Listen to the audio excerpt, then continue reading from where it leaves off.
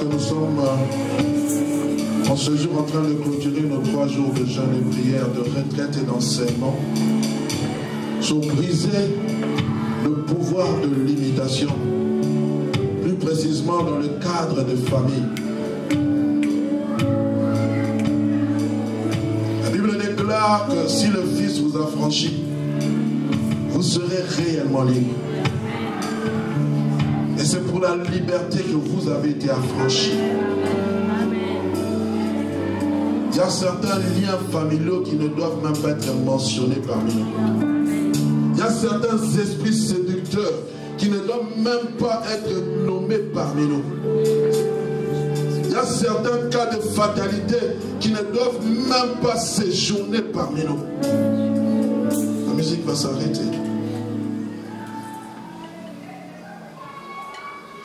On a chanté ces cantiques au temps d'intercession. J'ai besoin qu'on le chante. Si en Swahili, c'est de venir seulement Jésus est Seigneur d'éternité en éternité. Nous voulons invoquer le nom de Jésus. Ni Yesu, ni Yesu. Ni Yesu wa uzima. Tu vas déclarer que Jésus est bon. Il est Seigneur. Il est celui qui sort. Il est celui qui délivre. Il est celui qui rachète. Il est celui...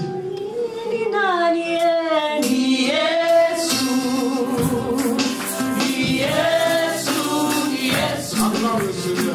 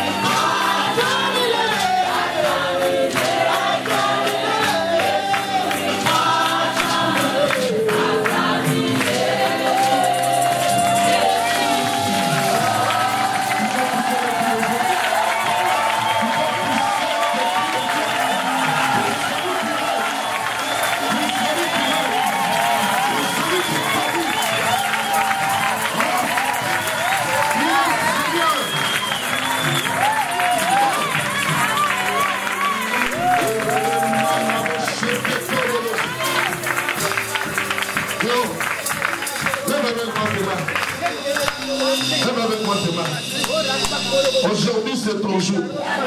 Tu es venu et tu dois sortir différemment. Je prie qu'au nom de Jésus, que tout esprit de blocage dans ta vie, que toute maladie sonore, que tout ce qui t'empêche de sortir de tes limites, que tout ce qui t'empêche de progresser dans un domaine de ta vie puisse rester au pied de la croix. Que toute malédiction qui est sur ta famille, qui est sur ton nom, qui est dans tes entreprises, nous sommes en train de les déraciner au nom de Jésus. L'évangile sera prêché et cet évangile va te libérer, toi et ta famille. La Bible dit, crois au Seigneur Jésus, tu seras sauvé, toi et ta famille. Je suis en train de proclamer que les maladies héréditaires, vous allez vous soumettre à la parole de Dieu. Quel que soit votre degré d'amplitude dans le cœur ou dans le corps, je suis en train de bouleverser votre programme. Votre programme prend fin aujourd'hui. Toi, démon, qui squatte le corps des gens, toi qui empêche à ce que les gens dorment la nuit, je suis en train de dire, aujourd'hui, tu vas céder le passage à Jésus.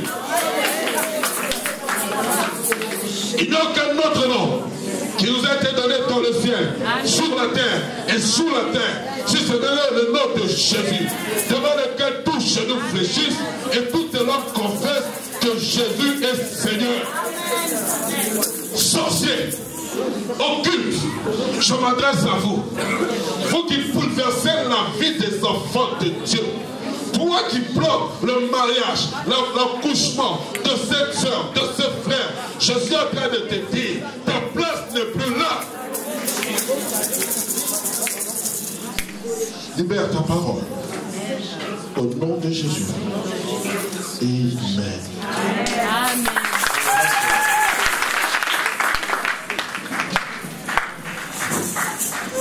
Ça fait 3 jours que nous sommes ici en prière. 3 jours d'enseignement. Les 3 jours aussi, nous sommes en train de déloger, de déraciner, de renverser, de détruire, de briser, de ratatiner. Amen. De rabibocher, je ne sais pas quoi, de faire tout pour que le diable ne puisse pas. Je suis en train de prier, frère, que lorsqu'on est en train de faire ce travail, qu'il n'y ait aucun bourgeon qui puisse repousser. Amen. Qu'aucune racine d'amertume puisse repousser. Que tes nuits deviennent des nuits paisibles. Que tu n'aies plus besoin d'un cachet pour dormir. Que tu n'aies plus besoin de voir un psychologue, un psychothérapeute, je ne sais pas. Voir un psychiatre. Non. Je suis en train de briser cet esprit de folie qui règne dans ta famille. Oui, lorsque tu atteins un certain âge, on commence à dire tout le monde chez nous souffre des maladies des nerfs. Toi, ça ne t'atteindra pas parce que toi, tu fais partie de l'exception. Nous avons pris le passage dans Juge chapitre 6, versets 11 à 16. Nous n'aurons pas le temps de lire. Où nous voyons Dieu choisir Gédéon pour aller combattre les Madianites. Mais Gédéon dit à Dieu, avec quoi délivrerai-je Israël de la main des Madians? Voici, ma famille est la plus pauvre. Et moi, je suis le plus petit de toute ma famille. Mais ce que j'aime, c'est que Dieu choisit les choses viles de ce monde, les choses qui n'ont point de prix, afin de confondre les sages. Et nous sommes dans 1 Chronique 4, versets 9 à 10, où nous avons vu la prière de Jaébé. La Bible dit que Jaébé était plus considéré que ses frères. Et sa mère l'avait mis au monde dans les temps de souffrance. Et le nom même de Jaébé signifiait douleur, souffrance. Et celui qui est la cause des malheurs des autres. Mais Jaébé va faire une prière. Et cette prière va changer toute sa destinée. Je suis en train de dire à quelqu'un, il y a des prières qui doivent changer même l'orientation de ta vie. Tu comprends, Jaébé ne va pas prier. La Bible dit qu'il va invoquer le Dieu d'Israël. Il ne va pas prier de n'importe quelle manière. Je prie, frère, qu'à la fin de ce temps de prédication, que nous ne prions pas de n'importe quelle manière. Que nous prions avec détermination afin qu'il y ait un changement. Nous avons défini ce thème comme étant, excusez-moi, je vais le prendre, briser le pouvoir de l'imitation, c'est-à-dire détruire, abattre, mettre en pièces, rompre toute puissance, toute emprise, toute domination qui ont fixé des bornes et des restrictions dans nos vies. Et cela dans un domaine particulier, sur le plan spirituel, sur le travail, sur le mariage, sur l'épanouissement, sur les études. Nous devons détruire ces choses, les amis, parce que ce que Dieu veut pour nous, c'est notre épanouissement. Amen. Mais il faut que nous puissions prendre conscience de ces choses. Et nous avons parlé de l'origine, ou des causes qui peuvent, d'où peuvent-elles provenir. Nous avons dit d'abord du diable. Parce que le diable ne nous aime pas. Frère, soeur, je veux te dire, ton ennemi, ce n'est pas ton frère qui est assis à tes côtés. Ce n'est pas les membres de ta famille. Parce que derrière ce que les membres de ta famille font, il y a un esprit malin qui est en train d'agir. Mais toi, tu es en train de combattre charnellement. Mais ce n'est pas la chair qui va te faire vaincre ces choses, mais c'est le combat spirituel. Parce que quel esprit anime ces personnes qui sont en train de te maltraiter? Tu dois comprendre cela, bien-aimé. Alléluia. Et nous avons dit que le diable agit dans 3 domaines. Dans les pensées, dans la possession et dans l'oppression. Nous n'allons pas revoir ça. Et hier, nous avons parlé de l'environnement. Et l'environnement le plus direct, nous avons dit, c'était la famille. Parce que c'est là, frère, que vient toute chose. Quelquefois, les mots viennent de la famille. Et nous avons parlé des rejets. Nous avons pris le cas de David, où nous avons voulu démontrer comment David a été rejeté par son père, par sa famille. Mais Dieu va le choisir. Il dira, je t'ai pris derrière les troupeaux de brebis pour te mettre devant le peuple d'Israël.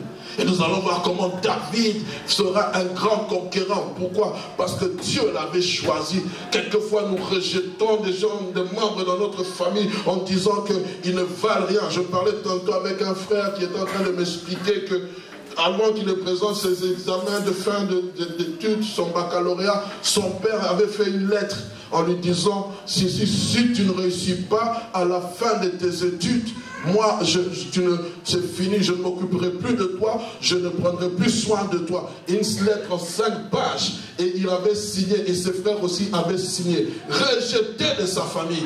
Il y a des choses comment un père peut faire cela, parce qu'il était têtu. Mais la grande surprise de son père, il a reçu son baccalauréat. Mais son père ne s'est pas réjoui, parce qu'il s'attendait à ce qu'il échoue. Et qu'est-ce qu'il sait? Il y avait une main noire derrière. Nous avons parlé de la magie, de l'occultisme et de la sorcellerie. Des familles qui sont pleines de magie, dans l'occultisme. Et à cause de ce que vous avez fait dans le temps passé, il y a des parents qui doivent confesser et dire à leurs enfants, voici nous étions dans ces choses. Voici à un moment donné là, on m'avait demandé, il y a des enfants même qui naissent, comment on les appelle, qui sont des retardés mentaux. Ce n'est pas une maladie, mais c'est le père qui l'a sacrifié. Parce qu'il devait avoir une position dans ce monde. Tu as l'argent, mais tu as un fils retardé mental, tu as une fille retardée mentale. Pourquoi toi tu ne cherches que la position du monde?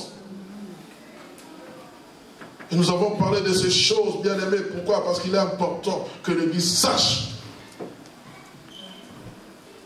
que Dieu a en horreur ce genre de pratiques. Le 3e point, on a parlé du viol, de l'inceste ou du déshonneur familial. Nous avons pris l'histoire d'un Samuel 13 où nous avons vu Tamar violée par son frère, son propre frère, qui l'a déshonoré. Et elle est devenue limitée. Combien aujourd'hui nous avons des personnes qui sont limitées parce qu'ils ont subi des abus sexuels. Et j'ai même dit ceci, je le répète, et je n'aurais pas honte de le dire. Bien aimé, nous avons des enfants, quand quelquefois, non, mon enfant va à la soirée pyjama, soyez prudents. Ils vont dans quelle famille? Vous connaissez la famille? Non. Ne laissez pas vos enfants aller n'importe où. Vous connaissez les parents, de quel esprit ils sont animés, sont-ils des occultes? Vous ne savez pas. Faisons voyant comme ça, frère, le diable est malin. Il ne sait pas comment vous atteindre, il va passer par vos enfants. Du jour au lendemain, vous voyez votre fils commencer à aimer la musique sataniste, mais vous ne comprenez pas. Ça va commencer peut-être dans cette soirée pyjama. Je dis que je ne suis pas contre ces choses, mais nous devons discerner toujours. Tu fais venir un cousin, une cousine, un oncle. Il abuse de tes enfants sans que toi tu le saches. Ce n'est pas mauvais de les accueillir. Et combien n'avons-nous pas entendu? J'ai été violé par mon oncle. C'est ma tante ou moi, je ne sais pas, mon cousin qui a fait ceci. C'est là où j'ai découvert plutôt mes premières relations sexuelles, c'est avec mon cousin. Mais ce sont des portes d'entrée aux démons. Et j'ai eu à parler des liens de famille. Comment se fait-il dans une famille, vous voyez des belles filles, aucune d'elles ne se marie? On doit se poser la question. On a fait de hautes études, on a étudié, mais arrivé à la recherche de l'emploi, on n'arrive pas. On trouve des emplois précaires. On cherche, on écrit des CV ainsi de suite, mais ça ne va pas. Mes amis, nous devons nous lever dans la prière. Amen. Et aujourd'hui, pendant quelques minutes, j'aimerais parler, concernant nous-mêmes, j'en parlerai peut-être le vendredi prochain, mais j'aimerais aujourd'hui rapidement parler de ce quatrième point, les pistes pour s'en sortir. Parce que je crois qu'il est important, notre objectif ce n'est pas seulement de dénoncer les œuvres ténébreuses ou de dénoncer le diable, ce n'est pas de vous faire peur. Mon objectif c'est que nous puissions comprendre, frères, que nous sommes appelés à sortir de certaines barrières. Il y a des choses qui nous empêchent d'évoluer. Ce n'est pas parce que Dieu ne veut pas que vous évoluez, mais c'est parce que peut-être la main du diable est en train de tout faire pour vous ramasser. Et je sais une chose, et je le crois fermement dans mon cœur, qu'après ces enseignements, il y en aura beaucoup qui vont sortir comme des oppressions. Parce que le diable va voir que vous avez pris conscience que vous pouvez changer la destinée de votre vie et il voudra encore vous ramener. Quand Daniel a compris qu'il devait s'écouler 70 années, 70 semaines pour qu'Israël sorte du pays où il était tenu en captivité, lorsqu'il s'est mis à prier, le diable aussi s'est ligué. Et j'aimerais vous dire, quand tu prends conscience, le diable aussi se ligue. Mais j'aime parce que celui qui est en nous est plus fort que celui qui est dans le monde. Amen. En ensemble, bien-aimés. Nous sommes dans Matthieu chapitre 12, verset 28e, 29e.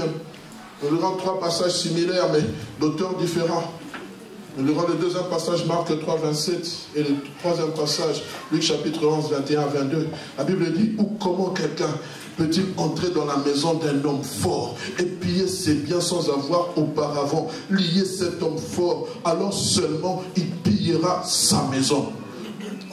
Deuxième passage, Marc 3, 27. Personne ne peut entrer dans la maison d'un homme fort et piller ses biens sans avoir auparavant lié cet homme fort. Alors il pillera sa maison. Et Luc chapitre 11, verset 21 à 22. Lorsqu'un homme fort et bien armé garde sa maison, ce qu'il possède est en sûreté. Mais si un plus fort que lui survient et le tente, il lui enlève toutes les armes dans lesquelles il se confiait, il distribue ses dépôts. Quelle affirmation de Christ, bien-aimé. Il n'y a aucune personne qui peut s'introduire chez autrui sans avoir auparavant lié l'homme fort de la maison. Voilà la condition première d'être lié. Mais pasteur, tu parles, moi je ne suis pas lié. Le péché te lie, le plus fort que toi. Et vous savez, quelquefois, un péché chéri ouvre la porte à la possession démoniaque. Ce sont des portes d'entrée. Le diable vient, tu es fort, même spirituellement. Je m'adresse même aux chrétiens. Mais à un moment donné, distrait, le diable vient. Qu'est-ce qu'il fait? La première des choses, il cherche d'abord à te lier et à te dompter. Et nous voyons la preuve avec Samson. Samson, il avait un secret irréfutable, un secret que personne ne connaissait. Mais le jour où il a dévoilé son secret, qu'est-ce qui s'est passé? La première des choses, on est venu, on l'a lié, ça n'a pas tenu. Mais quand il a dévoilé, on a d'abord crevé les yeux pour qu'il ne voie pas. Frère, la première des choses que le diable veut faire, c'est en tant que chrétien que nous puissions perdre la vision de Dieu. Et ensuite, il va ôter en nous cette force que nous savons. Je suis en train de parler à ce frère ou à cette soeur qui aimait la présence de Dieu, qui aimait jeûner et prier, qui aimait passer du temps dans la présence. Quand on parlait des 3 jours de jeûne et prière, elle était présente. La preuve, frère, soeur, nous avons eu les 2 premières journées, mais la salle n'était pas pleine comme aujourd'hui. Excusez-moi. Elle n'était pas remplie comme aujourd'hui. Où étions-nous? Distraits. Pendant que le diable est en train de saccager ton champ, pendant que le diable est en train de planter, de livrer dans les plaines, toi tu es distrait. Ah pasteur, tout est accompli. Tout est accompli. Christ a dit quoi? Veillez et priez, afin que vous ne tombiez pas dans la tentation. L'esprit est bien disposé, mais la chair est faible. Et le grand problème de l'église aujourd'hui, c'est que nous avons laissé la place à la chair. Tout ce que nous faisons est jamais. Même la façon dont nous combattons. J'en parlerai tantôt. Jamais. Comment dans l'église, toi frère, toi sœur, tu ne parles pas à ton frère, tu ne parles pas à ta sœur. Mais tu viens prier Dieu. J'aimerais te dire, Dieu n'écoutera pas cette prière. Cette prière est une abomination. Amen. Vous aimez que Dieu vous comprenne, mais personne ne veut comprendre Dieu. Le diable ou l'ennemi, il vient s'installe et devient maître de la maison. Il en est de même pour nos vies. Et nous qui prenons pas garde, le diable qui rôde comme un lion rugissant, on verra ses démons pour nous lier et en prendre possession. J'aimerais qu'on me cherche le passage, j'ai oublié de le notifier. Lorsqu'un esprit impur est sorti du corps d'une personne qui revient, ancien Adam, ancien Didier, cherchez-moi ce passage, communiquez-moi s'il vous plaît. Jésus, on va poser une question cruciale. Avant quoi délivrerai-je Israël? Dieu lui avait donné une force. Il dit, va avec la force que tu as et tu délivreras Israël de la main des Madians. Mais de quoi avait-il encore besoin?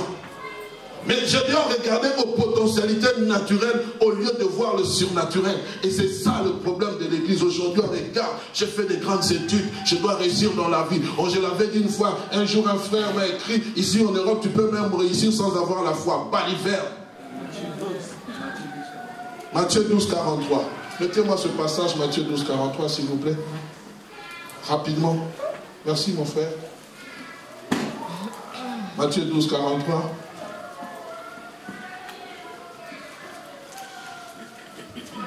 Lorsqu'un esprit impur est sorti d'un homme, il va par les lieux arides, cherchant du repos. Il n'en trouve point. Verset 44.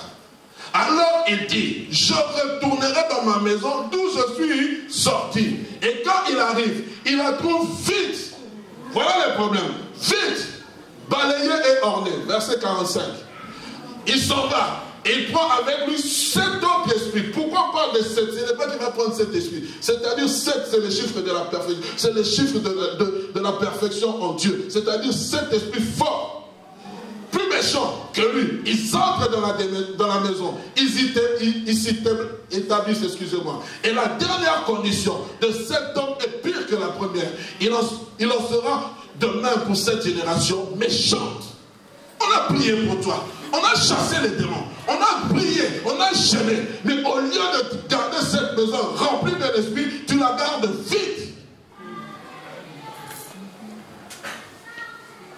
Il faudra encore faire rêver l'autre. Et cette fois-ci, on doit encore souffrir. Parce que faire la délivrance, c'est une souffrance de la personne. Souvent, après la délivrance, la personne dit, je suis fatigué. Bien-aimés, gardons ceux qui en ont. S'il vous plaît. Bien-aimés, j'aimerais dire, oui, mes frères et sœurs, lorsque nous regardons les potentialités naturelles, au lieu de voir le surnaturel, nous allons échouer. Car sans le naturel divin, nous sommes perdants. Nous ne pouvons jamais briser cette frontière de limitation que nous impose le diable, l'environnement et quelquefois nous-mêmes. Tu as besoin du surnaturel et celui-ci se trouve en Jésus-Christ. Tu peux avoir le pouvoir et ignorer ce pouvoir et ne pas l'utiliser. Dieu dit, si je vous ai donné le pouvoir de marcher sur les scorpions et sur toute la puissance de l'ennemi, et rien ne pourra vous nuire. Amen. Tu ne dors pas. Le soir, tu rêves que tu fais des voyages astro. Dieu t'a donné le pouvoir d'arrêter ces choses. Tu as été roi par Dieu. La Bible dit que l'onction brise le joug. Tu es celui, tu es celle qui peut mettre un temps d'arrêt définitif à cette malédiction familiale, à cette mort précoce, à ces avortements dans ta famille, à ce mariage et à ce divorce, plutôt à ce divorce qu'il y a dans ta famille. Réveillons-nous, voyons les choses comme Dieu veut que nous puissions voir.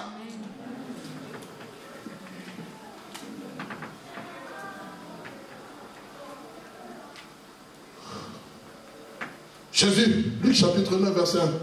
Jésus ayant assemblé les 12, leur donna la force et le pouvoir sur les démons, avec la puissance de guérir les maladies.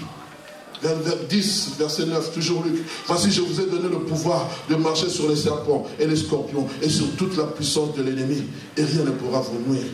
Si cet homme fort a cru pouvoir dompter ma vie, c'est parce que j'ai compté sur les armes charnelles. J'ai compté sur mon travail. J'ai compté sur l'eau bénite. On m'a donné l'eau bénite. Mon père m'avait dit une parole. Le pasteur a dit une parole. Puisque le pasteur a prié pour moi, c'est fini. Le diable ne va pas me toucher.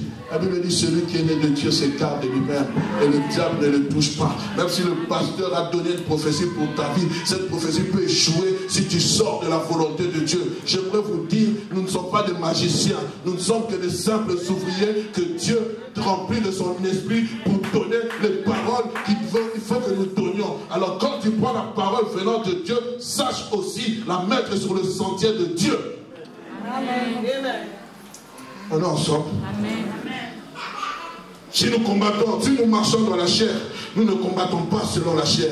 Car les armes avec lesquelles nous combattons ne sont pas charnelles, mais elles sont puissantes par la vertu de Dieu pour renverser tes forteresses. Maman, papa, ton enfant est rebelle. Ce n'est pas le fait que tu vas lui prendre le téléphone ou couper Internet qui va faire qu'il deviendra docile. Non, non, c'est quand tu vas comprendre que cette rébellion, il y a un esprit qui est en train de le pousser à sortir. Il y a un esprit qui est derrière, qui le pousse à devenir rebelle. C'est quand tes genoux vont fléchir à terre, quand tu vas prendre les armes spirituelles, tu vas être offensif et défensif pour combattre cet esprit qui fait que dans ta famille, tout le monde meurt de la cirrhose de foie, qui fait que dans ta famille, le diabète se transmet de père en fils. Quand tu vas fléchir les genoux, tu vas dire aujourd'hui, je viens déloger, je viens abattre, je viens détruire, je viens briser cette limite de diabète. Ça ne va pas m'atteindre, ça n'atteindra pas mes enfants. C'est là, frère, soeur, que quelque chose va se passer. Amen.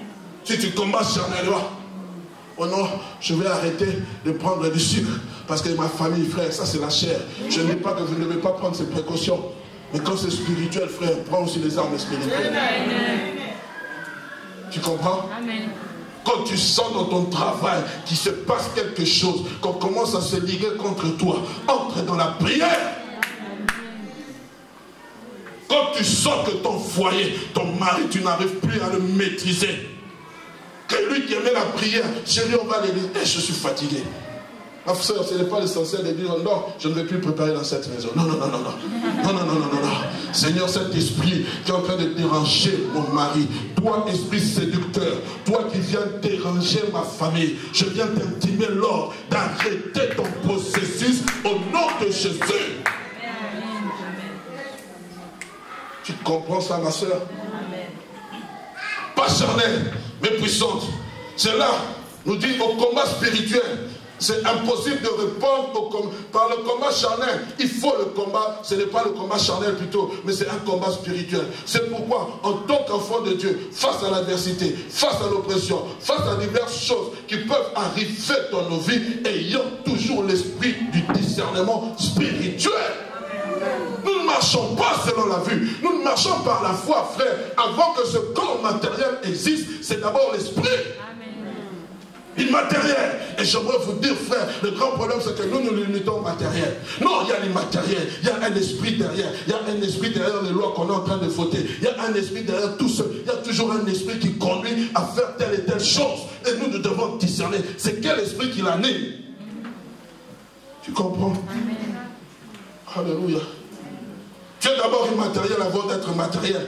Et de plus, tu es enfant de Dieu. L'ennemi cherchera toujours à se liguer contre toi et tes proches. Tu dois savoir le champ de bataille. Et le champ de bataille, frère, ce n'est pas dans les lieux charnels ici. Ce n'est pas sur la terre. C'est dans le lieu céleste. C'est dans le lieu céleste. C'est pour cela, lorsqu'on parle de nous, la Bible dit, nous sommes assis avec Christ dans le lieu céleste en Jésus-Christ. Nous sommes assis. Que physiquement, je suis ici. Mais spirituellement, je suis assis à la droite de Dieu, c'est-à-dire dans l'autorité divine. Je suis assis. Colossiens, plutôt Éphésiens chapitre 6, verset 12, dit ceci: car nous n'avons pas à lutter contre la chair et le sang, mais contre les dominations, contre les autorités, contre les princes de ce monde, des ténèbres, contre les esprits méchants dans les lieux célestes. Amen.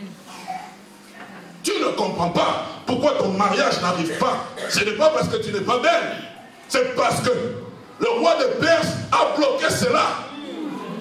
Il faut que tu sois comme Daniel. Ce n'est pas seulement le pasteur qui doit prier pour toi, ce n'est pas seulement l'ancien qui doit prier pour toi. C'est vrai, c'est important. Mais toi, qu'est-ce que tu fais? Amen. Et chez nous, c'est toujours comme ça. On ne se marie pas. Tu ris. Mais tu ris. Oh, Dieu lui-même est au contrôle de toutes choses. Lisez le livre d'Exode chapitre 3. Dieu vient parler à Moïse. Il dit, j'ai entendu les cris qui les font pousser les oppresseurs et je suis descendu.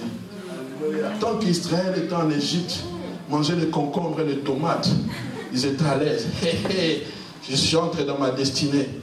Votre destinée, c'était Canaan. Et la Bible dit, s'éleva un roi qui n'avait pas connu le Dieu Joseph. C'est-à-dire qu'il n'avait pas connu le Dieu de Joseph. Il m'a dit, mais ce peuple devient nombreux. Nous devons tout faire pour les réduire. Nous allons d'abord les charger de plusieurs tâches. Mais la Bible dit, ça croissait toujours. Et à un moment donné, on va décider de décimer tous les mâles. Et Dieu va sauvegarder Moïse.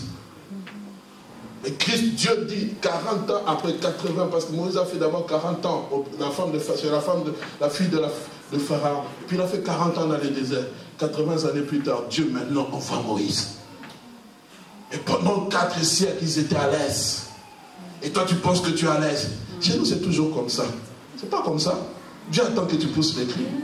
Parce que je demanderais dire à quelqu'un, le jour où les concombres et les tomates seront remplacés par les fouets, quand tu vas comme ça dire, aïe, Seigneur, ce n'est pas possible. Aïe! Alors Dieu va descendre pour changer la situation de ta vie. Mais toi, tu es contente. Tu sors fiancé. Demain, le fiancé part. Tu ne sais pas pourquoi. Tu dois discerner. On est ensemble. Rapidement.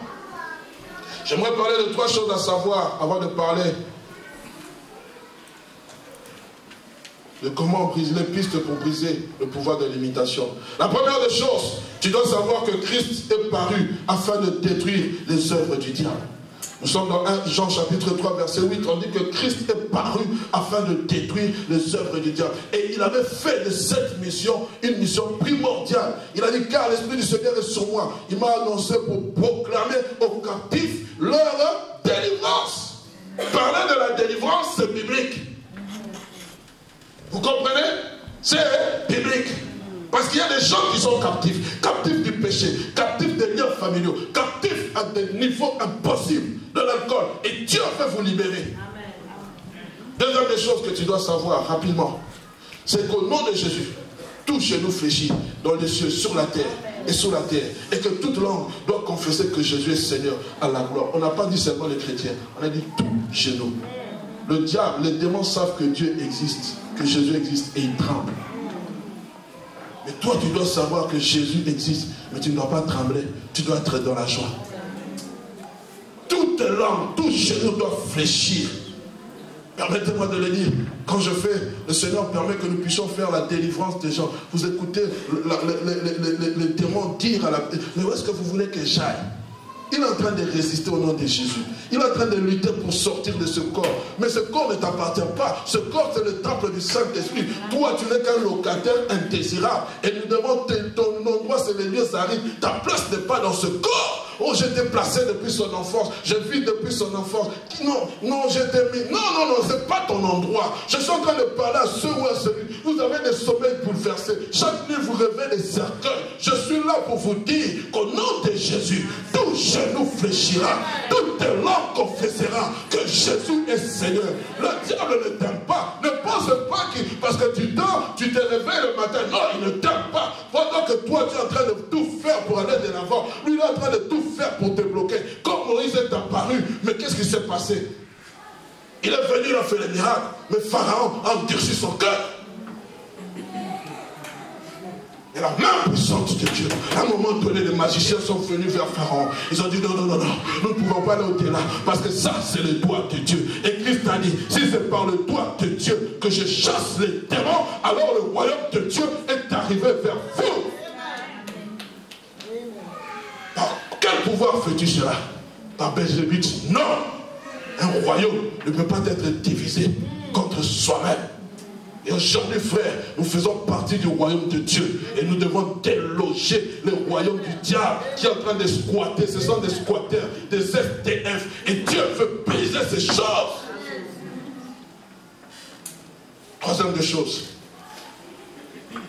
Si Jésus t'a franchi, tu seras réellement libre. Jean chapitre 8, verset 36. Si le Fils de l'homme vous a franchi, vous serez réellement libre. Rapidement, j'aimerais donner quelques pistes pour briser le pouvoir de l'imitation. J'en ai pas pris plusieurs parce que j'aimerais que nous puissions prier. Je prie que dans 5 minutes, nous puissions finir déjà le temps de parole. La première des choses, c'est de prendre conscience de son état. C'est-à-dire se rendre compte ou se le représenter mentalement d'une manière claire. Prends conscience de ton état. Regarde-toi toi-même. Tu vas à l'hôpital presque chaque semaine. Ton enfant fait des crises d'épilepsie. Quand on arrive là-bas, on dit non, c'est naturel. Ce n'est pas naturel. Ce n'est pas naturel.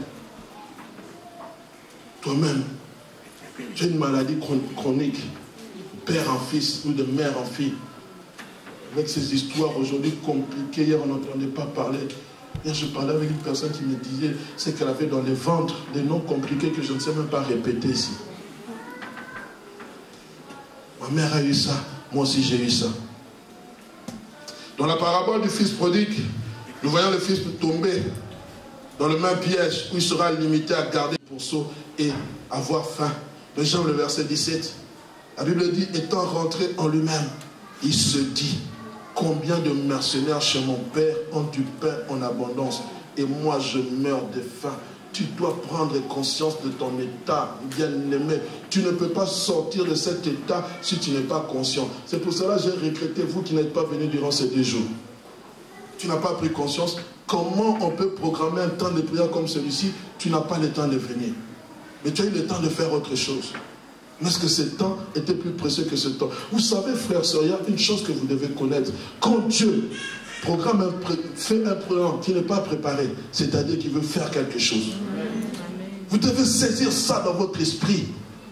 Oh, pasteur, on avait déjà un programme. Ah, si le programme là, le programme de Dieu, fais ce que tu veux. Mais tu n'as pas connu le temps de ta visitation. Les gens seront visités, mais toi tu ne seras pas visité. Mais tu viendras dire, pasteur, pourquoi? Pourquoi? Parce que tu n'as pas compris que la priorité durant ces 3 jours, c'était d'abord venir en ce lieu. Pasteur, tu me menaces. Je ne te menace pas, mais je te dis la vérité. Je ne t'intimide pas, mais je te dis la vérité. Je te dis, il y a quelque chose que Dieu est en train de préparer. Il y a quelque chose que Dieu est en train de préparer. Il a vu des familles, les cris des familles, les cris de désespoir des familles. Il est venu et dit, je suis descendu pour libérer mon peuple. Et nous sommes distraits. On avait dit un planning. On devait respecter ce planning. Gloire soit rendue à Dieu. Je ne peux pas vous forcer la main. Mais moi, je suis ce que la vague de l'esprit me dit de faire. Et pour rien au monde, je voudrais arrêter sur le plan que Dieu demande que nous puissions faire. Amen. Ce garçon ou ce fils ayant un sursaut d'orgueil, afin que la situation change, il faut un sursaut d'orgueil. Je m'élèverai et j'irai. Je m'élèverai et je ferai. Je m'élèverai et je veux prier. Je m'élèverai et j'agirai. Je m'élèverai et je briserai. Il faut, bien aimé, que tu prennes conscience que l'avenir de tes enfants ne dépend pas de la bonne école où tu les as placés. Ça dépend de Dieu. Tu dois prendre conscience de ces choses. On est dans une école où l'éducation est bonne. Et dans cette même école, il y a peut-être un fruit pourri. Tu vas apprendre à ton enfant comment fumer du shit. Comment acheter de la drogue. Et toi, fais la prière préventive. Tiens-toi la brèche. Deuxième des choses, nous devons diagnostiquer la chose. Permettez-moi de le dire. Par diagnostic, je veux dire identifier et apporter une solution. Et l'une des solutions que je préconise le plus, c'est d'abord, la première des choses, c'est de trouver une personne mature, un responsable, et de parler avec lui à cœur ouvert. C'est ce que j'appelle la cure d'âme. Vous allez me dire, mais pasteur, la cure d'âme ne se trouve pas dans la Bible. Oui, ça ne se trouve pas dans la Bible, c'est vrai. Mes frères, aujourd'hui, on appelle ça la relation d'aide ou d'accompagnement. C'est important que tu sois accompagné, mon frère, ma soeur. Parce qu'il y a peut-être des choses qui sont cachées. on doit découvrir, des choses qui remontent à loin et que nous devons trouver. Peut-être c'était une porte d'entrée. Parce que ça ne servira à rien de venir de prier pour toi pendant qu'il y a cette chose persiste. Je l'ai dit la dernière fois, j'en parlais même à l'ancien Didier, je lui ai dit, frère Didier, je pense que dans l'église, je suis désolé de le dire, il faudrait même avant d'enrôler les ouvriers, il faut qu'ils passent par la cure d'âme. Parce que c'est important. Souvent nous négligeons ces choses. Nous pensons que non, parce qu'il est converti là en Christ. Je ne veux pas dire que tout le monde, mais il est important de connaître son parcours. Quelquefois, nous pouvons prendre quelqu'un qui a touché à l'occultisme, qui n'a jamais confessé ces choses, qui garde encore des livres, mais qui parle la langue, qui parle, nous le prenons, nous le mettrons comme ouvrier. Et nous ne savons pas qu'il est en train de bloquer toutes choses, mais nous n'avons pas l'esprit de discernement. Au lieu d'amener le feu, il amène l'eau. Mais nous sommes là, mais présents à l'église, présents à l'église, première à l'église. Mais quel esprit l'anime? Quand il est en train toujours de parler, de critiquer, on programme un jour des jeunes comme ça, pasteur aussi il exagère. C'est quel esprit qui t'anime? Je te parle à toi. Tu penses que je ne sais pas? Je le sais. Mais je ne viendrai pas te voir parce que c'est un esprit qui est derrière toi. Moi, je ne veux pas combattre charnellement. Je combattrai spirituellement. Si tu m'attends ce que je descende à ton niveau pour venir te dire, mon frère j'ai entendu, ma soeur j'ai entendu, tu te trompes. Dieu nous a élevés à un niveau supérieur. Et nous voulons garder ce niveau supérieur. Il faut que nous puissions faire ces choses. Accompagner les gens. Parler avec eux.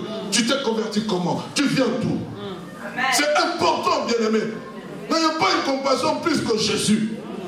Parce que l'œuvre de Dieu doit être bâtie. Mais il y a des gens qui sont là que pour détruire.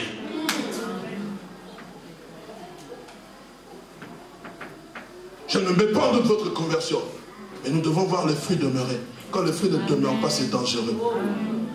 Le grand piège que nous tombons, nous pensons c'est parce qu'elle est zélée, nous devons lui donner rapidement des responsabilités. Non!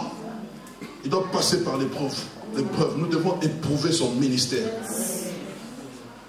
Cinquième des choses, ou troisième, excusez-moi. Apprendre à partager ton fardeau. C'est important. Ecclésiaste chapitre 14, verset 12 dit, et si quelqu'un est plus fort qu'un seul, les deux peuvent lui résister.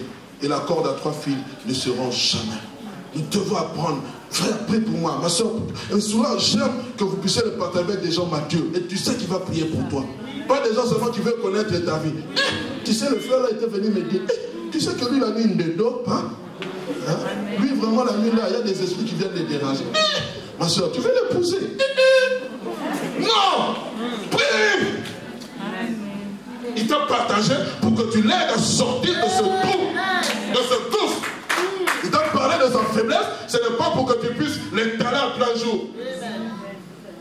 Tu comprends? Même toi qui fais des entretiens en cachette, c'est qu'on le sache. J'aimerais dire, les responsables sont ici devant. Quelqu'un vient vous voir à côté, dit que Dieu m'a dit, va d'abord voir mon pasteur, va voir mon responsable. Je suis fatigué de ces gens qui s'érigent en prophète dans l'église, qui t'a mandaté pour aller dire à telle soeur ou à tel frère ce que Dieu t'a dit. Si Dieu t'a parlé, tu passes par le responsable et c'est les responsables qui vont voir s'ils doivent te parler. Quand tu vas dire à la soeur qui a une mère, que je ne veux plus te voir avec cette fille, cette fille va dire à sa mère aussi va prendre les âmes charnelles pour chercher la personne qui a dit ça. Et dans l'église, il y aura maintenant des bagarres. Et on sera content. C'est comme ça que l'ennemi agit. Je le dis ici, devant tout le monde. Je ne mets pas je ne mets pas l'eau dans ma bouche. Quand vous avez un message, vous avez une remarque à faire à quelqu'un de l'église, passez par le responsable. Je ne vous ai pas mandaté pour parler à ces gens. Il faut qu'on arrête ces choses. Même si vous avez l'Esprit de Dieu, plus que le pasteur, respectez l'autorité établie. Les responsables sont là, vous les voyez, ils vont voir comment parler. Je suis fatigué d'entendre des choses qu'on dit en secret. Vous pensez que vous avez l'esprit plus que ces personnes. Et même si vous avez l'esprit plus que ces personnes, où est l'amour quand vous parlez de ces choses? Pensez que parce que vous avez atteint le summum spirituel que les autres ne vont jamais atteindre, et je ne sais même pas de quel summum spirituel que vous parlez. L'apôtre Paul a dit, je n'ai pas encore ce que je fais une chose, oubliant le passé, je m'étends vers l'avant. Amen. La dernière des choses, le jeûne et la prière. Ici, je ne parle pas de cette prière que tu fais normalement, mais je parle d'une prière anormale. Permettez-moi l'expression. Comme Daniel avait fait. Car il y a un moment où nous devons avoir dans l'esprit certaines choses pour les déloger. Il faut prier avec autorité afin de les déraciner. Je ne te parle pas de cette prière, oh Seigneur, bénis-moi. Seigneur, tu vois ma souffrance. Non, non, non, non, non. Tu viens devant cette montagne. Si quelqu'un dit à cette montagne, montagne, ôte-toi de là et jette-toi dans la mer. S'il le dit sans douter dans son cœur, la chose qu'il est en train de prononcer, il la verra s'accomplir. Il y a des montagnes que tu dois déloger. Des montagnes qui t'empêchent de voir la vision de Dieu. Des montagnes qui t'empêchent d'aller de l'avant, frères, sœurs. Alléluia. Christ dit dans Matthieu chapitre 17, verset 21, et nous clôturons par là. Mais cette sorte de démon ne sort que par le jeûne et par la prière. Pour dire qu'il y a des démons pour les déloger, il faut gêner et prier. Il y a des montagnes pour qu'elles se déplacent, il faut gêner et prier. Mais la prière dont on parle, ce n'est pas la prière, c'est une prière d'autorité, c'est une prière de combat, c'est une prière où tu t'armes, dans Ephésiens chapitre 6, où tu t'armes des armes, je pense verset 18, où on s'arme des armes offensives et défensives, où on nous parle des armes spirituelles pour le combat spirituel. J'aimerais dire à l'église de la porte, le combat spirituel c'est une réalité. Et nous devons le mettre en application. Le Seigneur m'a convié durant ces 3 jours pour que tu puisses prendre les armes spirituelles et combattre. Que mon Dieu vous bénisse. Qu'il vous bénisse abondamment.